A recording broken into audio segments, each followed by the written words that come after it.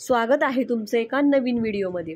आज आपण आरी वर्क स्टँड कशा पद्धतीने जोडायचं हे या व्हिडिओमध्ये पाहणार आहोत। हे आरी वर्कच्या स्टँडसाठी जे 4 पाय आहेत त्याला पुढे असे नट दिलेले आहेत। हे आहे रिंग, आरी वर्कच्या साठी लागणारी रिंग आहे। याला अशा पद्धतीने 4 साइडला होल आहेत। हे आहे कापड आणि ही आहे रिंग। याच्यामध्ये आपण कापड बसवणार आहोत। इथं पुढे एक स्क्रू दिलेला आहे ॲडजस्टमेंट करण्यासाठी। अशा पद्धतीने हे सेपरेट होतं। स्क्रू कमी जास्त केलं की ते याचे 2 भाग सेपरेट होतात। आता आपण हे स्टँड जोडून घेऊया। यासाठी आपण अगोदर याला जे नट दिलेले आहेत ते सगळे सेपरेट करून घेणार आहोत।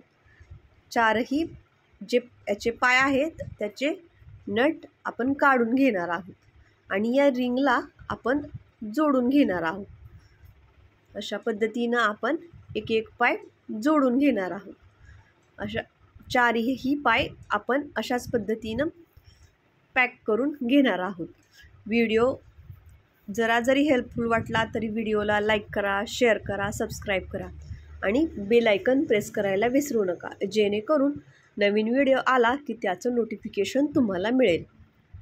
अशा पद्धतीने आपण 4 पाय पॅक करून घ्यायचे आहेत। हे पॅक झालेलं आहे। आता आपण रिंग घेऊया।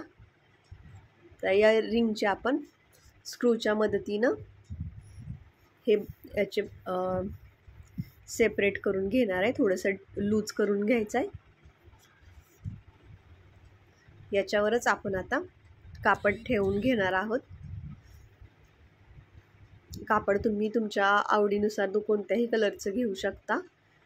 मी इथे काळ्या कलरचं घेतलेलं आहे आणि वरती जो स्क्रू रिंगचा भाग होता तो आपण याच्यावर जोडून घेणार आहोत।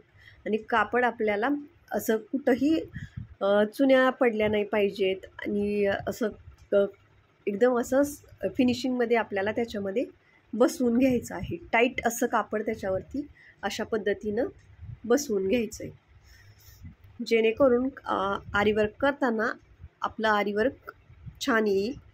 अशा पद्धतीनं स्टँडवरती ही रिंग अशी ठेवायची आहे। आरी वर्क करण्यासाठी आता हे स्टँड तयार झाले आहे।